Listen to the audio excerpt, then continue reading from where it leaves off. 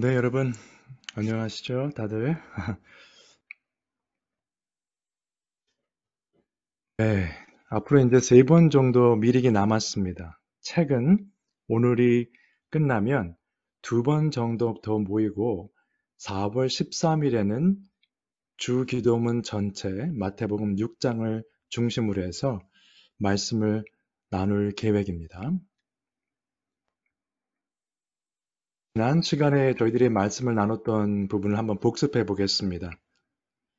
첫 번째 시간에 봤던 부분인데요. 신앙생활에서 가끔 열심히 하시던 분들이 갑자기 시험을 받았든지 어떤 이유가 되었든지 간에 신앙생활에 어떤 활력을 잃어버리는 경우를 볼 때가 있습니다. 목사님께서 이렇게 말씀하셨어요. 그 이유는 기도 생활이 잘 되지 않기 때문이다. 그런데 그 기도 생활의 근원, 기본, 시작점은 바로 하나님의 말씀이다. 이렇게 설명을 하셨습니다. 우리가 신앙생활 하다 보면은 어떤 문제이든지 간에 정답은 하나님의 말씀이죠. 그래서 기도 생활도 역시 하나님의 말씀으로부터 시작된다는 것을 기억하시면 좋겠습니다. 오늘은 4장 하나님 나라에 관한 부분입니다. 하나님의 나라라는 그 의미는 성경 전체의 핵심이다. 이렇게 말씀하셨어요. 마태복음 6장의 또 핵심적인 표현이기도 하고요. 그래서 많은 신학자들이나 신앙의 선배님들도 비슷한 결론을 내렸습니다.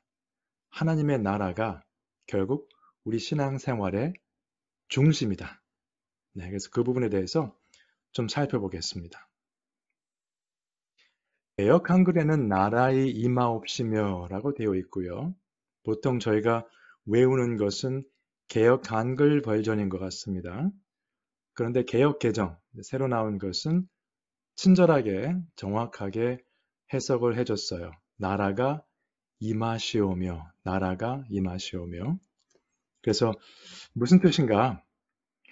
결국 우리 성도들, 믿음 생활 하시는 분들은 이 세상의 어떤 것보다도 하나님 나라의 국적을 훨씬 더 중요하게 생각해야 된다.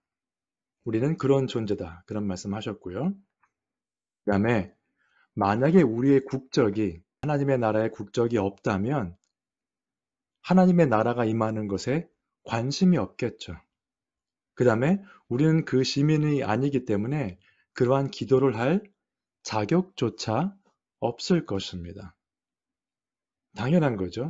저희가 비록 미국에 살지만은 한국인으로서 와서 살기 때문에 한국에 대해서, 두고 온 조국에 대해서 많은 기도도 하시고 걱정들도 하십니다. 그래서 저희가 조금 생각하실 부분이 있어요. 크리스찬으로서. 일반적인 국민들 믿지 않으신 분들은 그럴 수 있지만은 크리스찬으로서 생각하실 부분이 뭐냐면 우리는 우리나라가 세계에서 가장 훌륭한 나라고 우리가 가장 훌륭한 대한민국 백성이다. 자부심을 가지고 있습니다. 또 그것을 당연하게 생각을 하죠. 그런데 다른 나라들은 예를 들어서 미국 사람이 미국인으로서 자부심을 가지고 있다든가 일본 사람이 혹은 중국 사람이 자기 나라에 대해서 자부심을 가지고 있는 것은 많은 경우에 용납을 못 하시는 것 같아요. 그들은 그 나라에서 태어났고 자기 나라를 사랑하는 것이 너무도 당연합니다. 그래서 그 사람들이 한국과의 문제가 있다든가 어떤 국가적인 문제가 있을 때 우리는 우리나라를 사랑하는 마음으로 이야기를 하지만은 그 사람들이 자신의 나라를 사랑하는 마음으로 이야기를 한다고 해서 불합리하다든가 이것은 논리적으로 또 팩트가 맞지 않다. 특별히 그것 때문에 argue 하실 필요는 없습니다. 그들이 볼 때는 우리도 마찬가지예요. 한국 사람들은 논리가 정연하지 않다. 자기 나라 위주로만 생각한다. 당연하죠. 우리는 그렇게 생각해야죠. 그러면 미국에 사는 우리들은 어떻게 해야 될까요? 여러 가지 나라에서 제공하는 것, 또 일터에서 일할 수 있는 기회, 아이들을 양육할 수 있는 교육의 기회, 여러 가지 혜택을 많이 받습니다. 그러면 미국에 산다면 우리는 다른 사람들이 인정하지 않더라도 이 나라를 사랑해야 됩니다.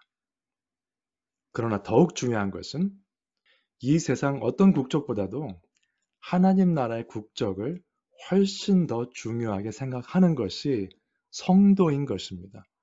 그래서 이 세상 사람들은 우리를 이해하지 못하는 것이죠. 크리스찬으로서 좀 더 넓게, 폭넓게 하늘나라의 시민권자로서 다른 나라 사람들의 입장도 고려해 주시면 아무래도 세상 사람들과는 다른 관점으로 볼 수 있지 않을까 생각해 보았습니다.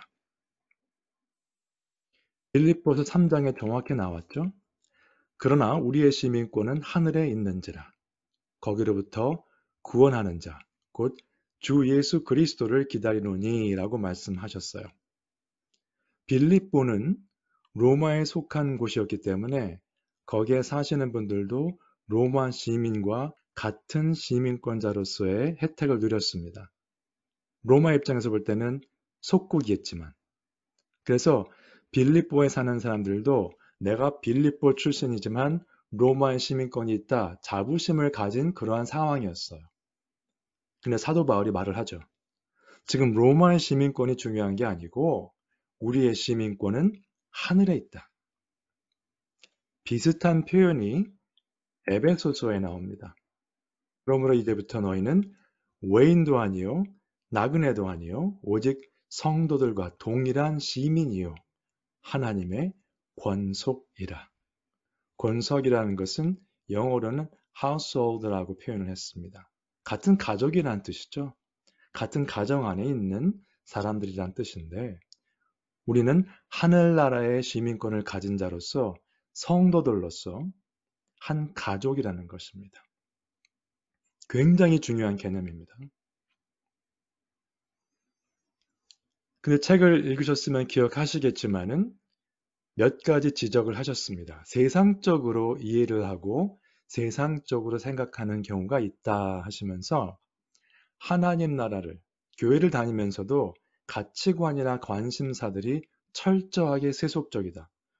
꼭 나쁜 건 아닙니다. 세상적인 생각을 한다는 거죠. 예를 들어서 대한민국 국민으로서 대한민국을 사랑한다. 그 나쁜 건 아니지만은 그게 너무 우리 삶에 강하게 작용을 한다는 거죠. 크리스찬이라는 아이덴티티보다 내가 대한민국 사람이라는 것이 더 강하게 작용한다는 것입니다. 그래서 예수님이 통치하시는 보이지 않는 나라에는 별로 관심이 없고 그저 보이는 세상의 정세 혹은 경제 문제에 관심이 많다는 거죠. 그래서 그런 사람들은 결론적으로 예수님의 통치를 받는 사람이라고 볼 수 없다고 말씀하셨습니다.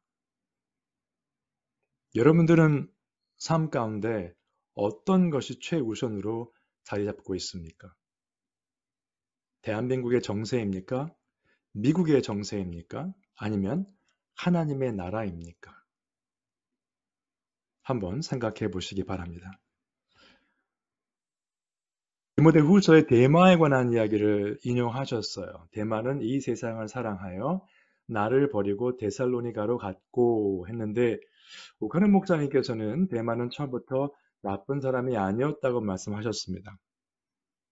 한편으로는 그렇게 볼 수 있겠지만은 요한 1서에 보시면 물론 적그리스도에 관한 내용이지만은 이 말씀에 이렇게 나왔습니다. 그들이 우리에게서 나갔으나 우리에게 속하지 아니하였나니 우리랑 같이 있었는데 우리랑 같이 있다가 우리 가운데서 나갔는데 우리에게 속하지 않았다고 표현하고 있어요.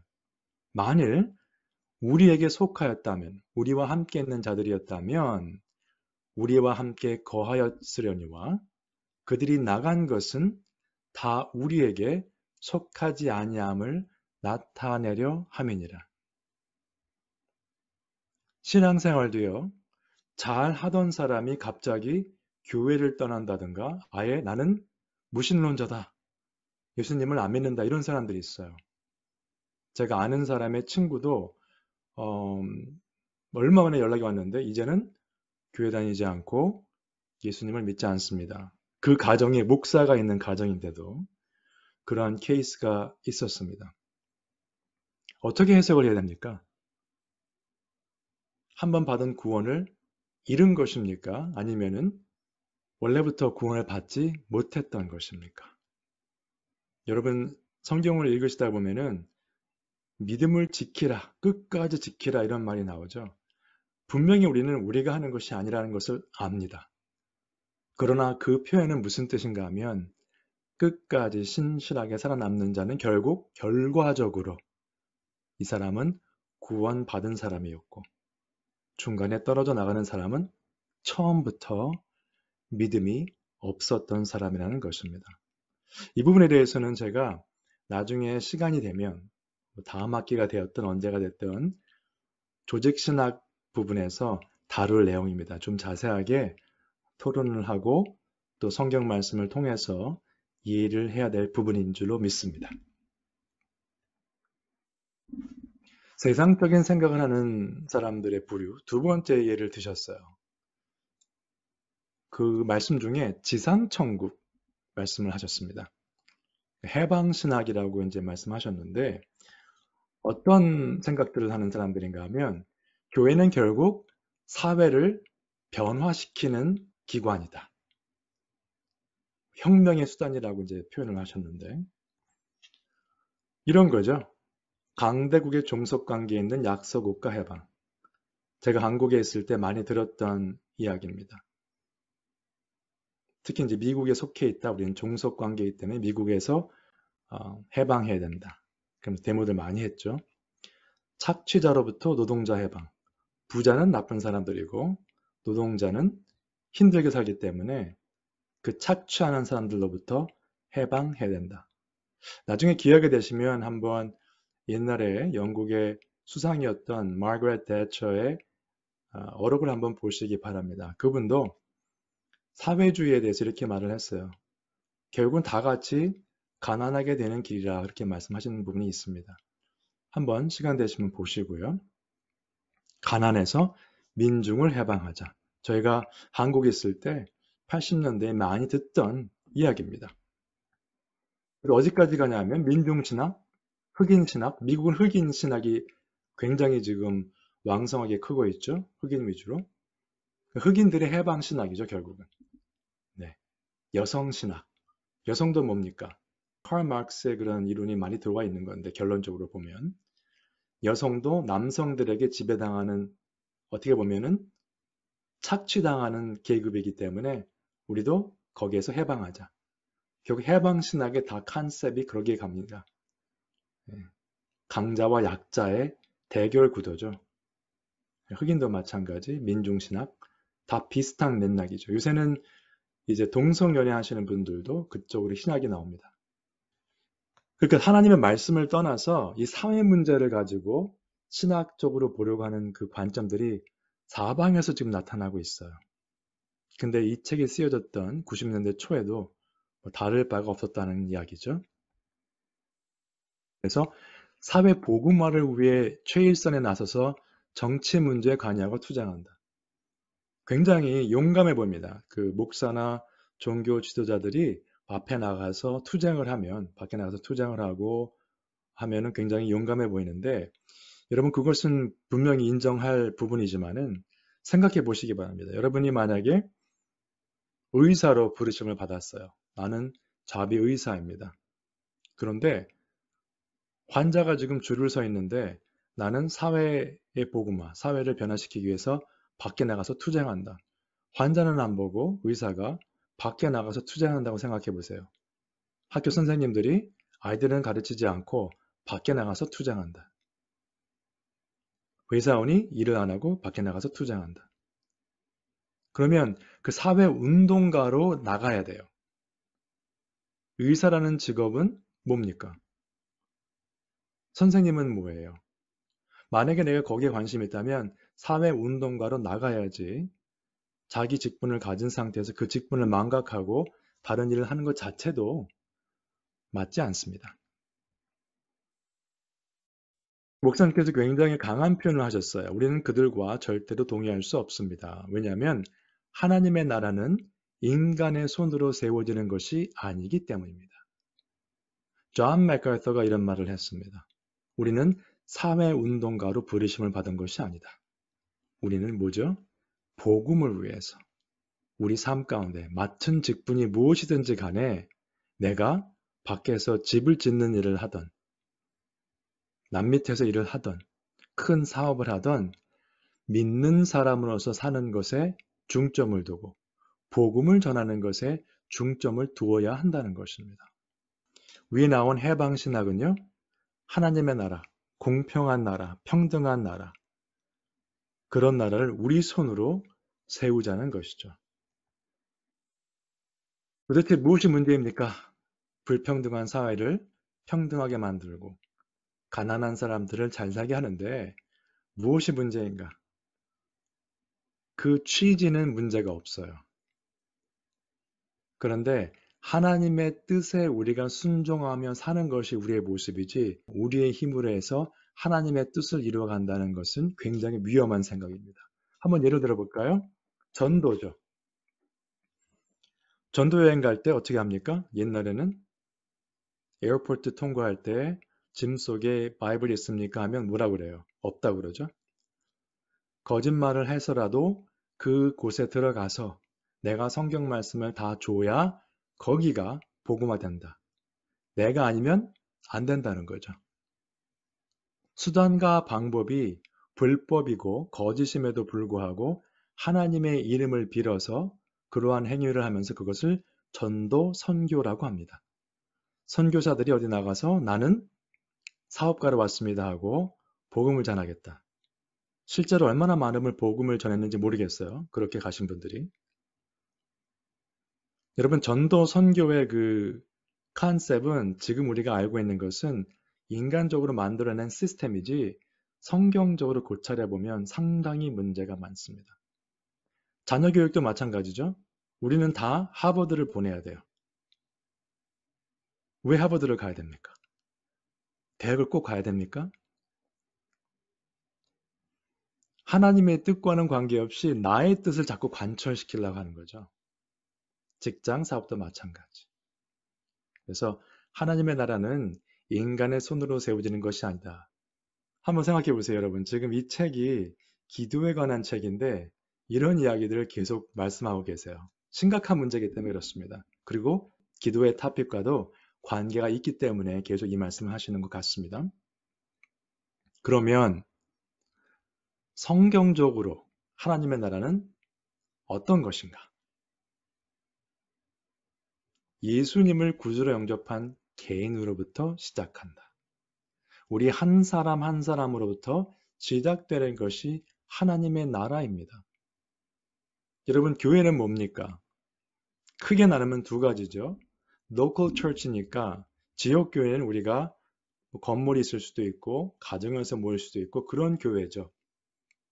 그러나 보이지 않는 교회, invisible church는 하나님의 성도들, 하나님을 믿는 모든 사람들, 이미 세상을 떠나신 하나님의 성도들, 지금 살고 있는 하나님의 백성들, 그리고 앞으로 예수님 오시는 그날까지 계속해서 하나님을 믿게 되는 그 성도들을 다 총체적으로 하나님의 교회라고 합니다. Invisible Church죠. 그러면 그 모임은 반드시 예수님을 믿는 개인으로부터 시작이 됩니다. 예수님을 믿는 개인으로 시작한다는 게 왜 중요한가 하면 보이지 않는 교회와 보이는 교회의 차이점이 거기에 있기 때문에 그렇습니다. 우리가 지금 말하는 교회는요. 로컬 처치는 믿는 사람, 믿지 않은 사람들이 다 함께 있습니다.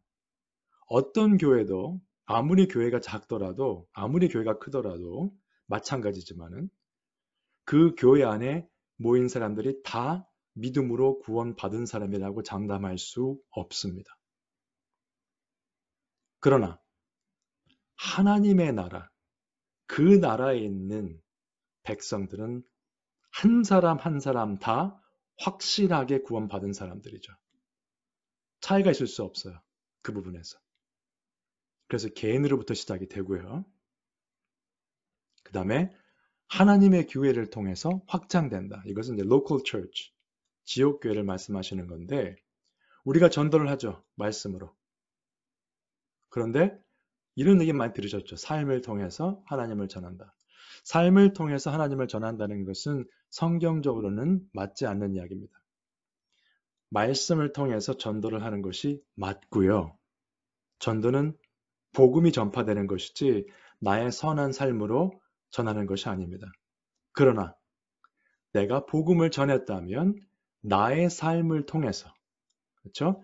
하나님의 나라가 있음을 세상이 볼 수 있어야 돼요.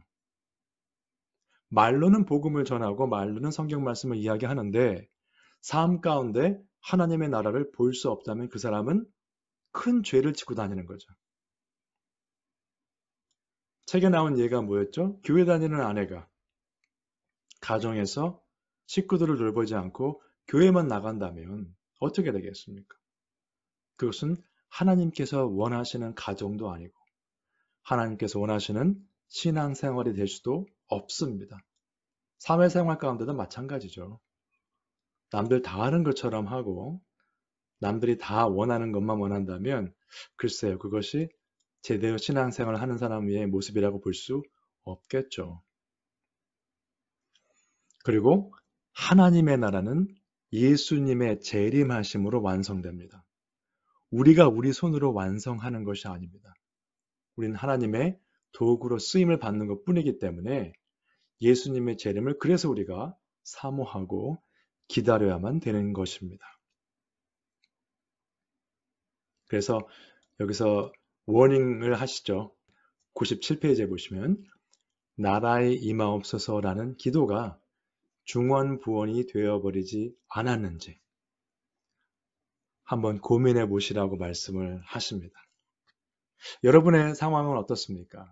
저희가 주기도문을 많이 외우시는데 한 글자 한 글자, 한 문장 한 문장 생각하시면서 특별히 하나님의 나라가 임하시옵소서라는 기도를 하실 때 어떤 의미를 부여하고 계십니까? 자, 그래서 하나님의 나라라는 주제가 너무도 중요해서 많은 책들이 나왔습니다. 사실은 굉장히 많은 신학자들 또 목사님들께서 연구를 하시고 공부를 하셨는데 여기 나온 책들은 다 좋은 책들입니다만 이 가운데 있는 책은 이제 꼭 하나님의 나라라기보다는 마지막 때에 관한 책인데 성경적으로 어떻게 쭉 진행이 되는지 큰 그림을 볼 수 있는 책이에요. Things to Come 이라는 책이고요. 다른 책들은 이제 하나님의 나라, 글자 그대로 하나님의 나라에 대해서 쓰여진 책들인데 기회가 되시면 혹시 관심이 있으시면 한번 보시고요. 저와 함께 또 함께 묵상을 원하시면 언제든지 연락 주시기 바랍니다.